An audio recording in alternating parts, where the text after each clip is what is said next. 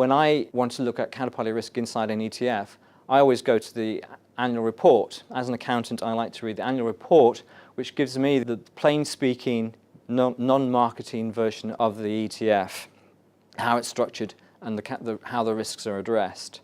Let me show you what I mean with the FTSE iShares ETF.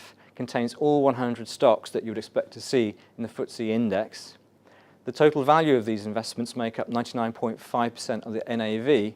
The balance is in cash which has been received from the underlying shares as dividends and sits waiting to be paid out to you, the shareholder.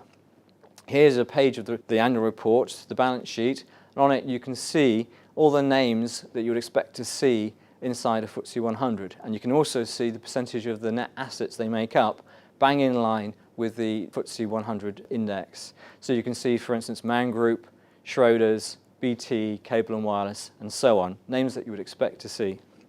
If I look inside this unfunded swap from LYXOR, say, the LYXOR ETF FTSE 100, inside that balance sheet you can see that it is made up of a number of different countries' equities, the returns of which are swapped into the returns of the FTSE 100.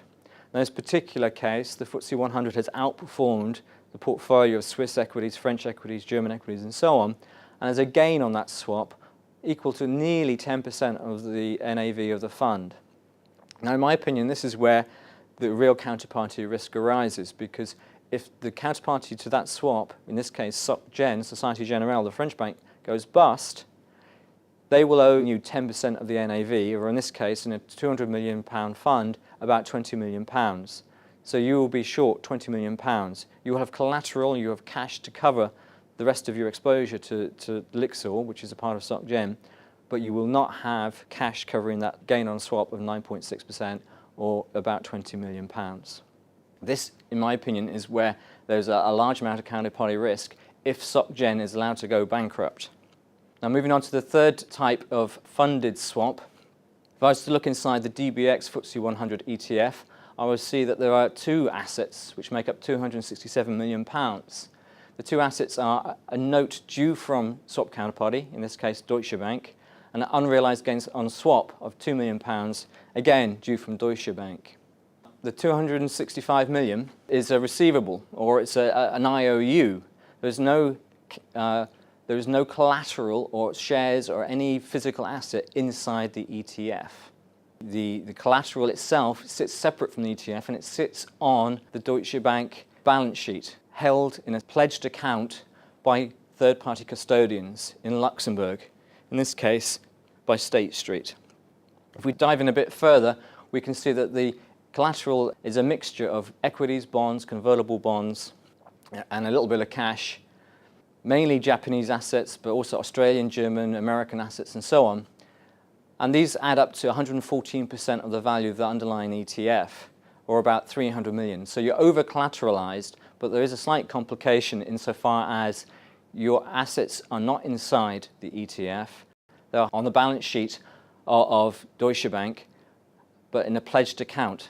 So if Deutsche Bank goes bust, under Luxembourg law, you can seize these assets and sell it, but will be a delay. So it's slightly complex, but nevertheless, the collateral issue is addressed. So in summary, the biggest element of counterparty risk arises on the swap. It is addressed, but it's addressed in different ways by different companies. Fees. I find a lot of trading costs are buried inside tracking differences which don't necessarily come out in TER.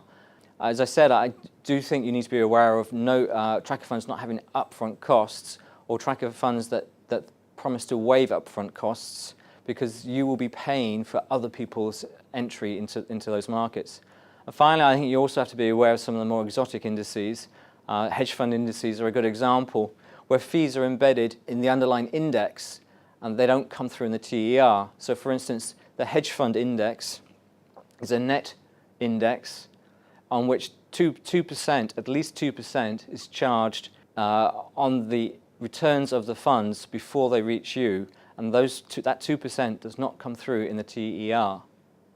It's deducted from the index which it's tracking, so do be careful of this.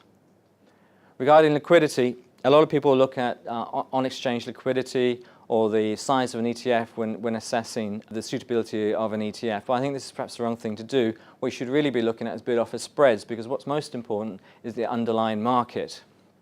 The underlying market, be it the FTSE 100, the S&P 500, or a bond market. And this comes through in bid-offer spread, just how liquid things are. Let me give you this example of 5 different ETFs covering the FTSE 100 market. You can see the bid, the offer, the spread, which is the difference between the bid and the offer, the TER of each ETF, and the discount or premium to NAV.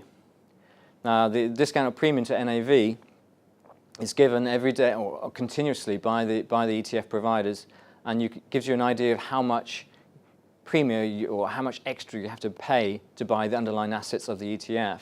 And you can see perhaps from HSBC, they have the highest premium to NAV, and it's probably the ETF you will want to avoid most of these 3, because you're paying 55 extra basis points than you have to.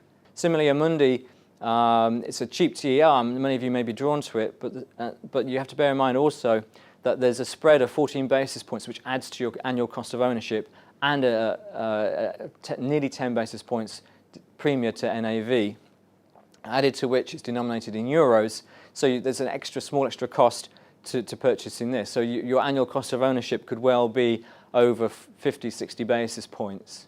I would be drawn to the bottom 3 here.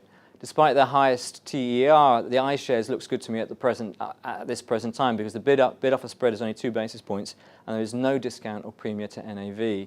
Similarly, the DBX has very narrow bid-offer spread and a very low discount, very low premium to NAV. So I would be drawn to these 2, where there's a cost of ownership for 1 year of about 40 basis points. If I bring in a tracker fund like the Vanguard FTSE UK fund, the cost of ownership for 1 year is 65 basis points. That's 50 basis points upfront fee and 15 basis points TER.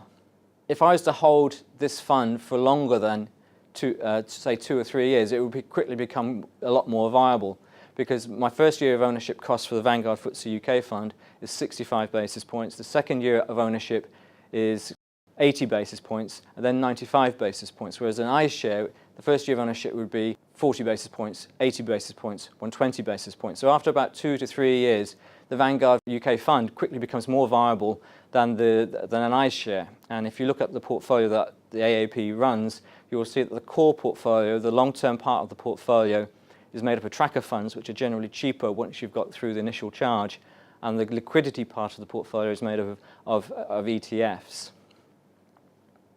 So hopefully I've given you a fairly good summary here. Do check when you're considering buying an ETF or buying an iShare. It is a dynamic marketplace, and it's difficult to generalize.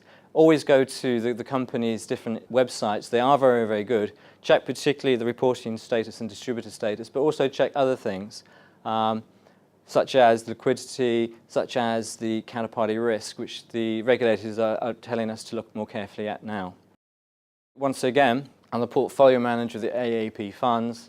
It's an active asset allocation where we change the asset allocation for today's dynamic marketplace, but the execution of the asset allocation is made up using low-cost, inexpensive funds such as ETFs and tracker funds. Thank you very much.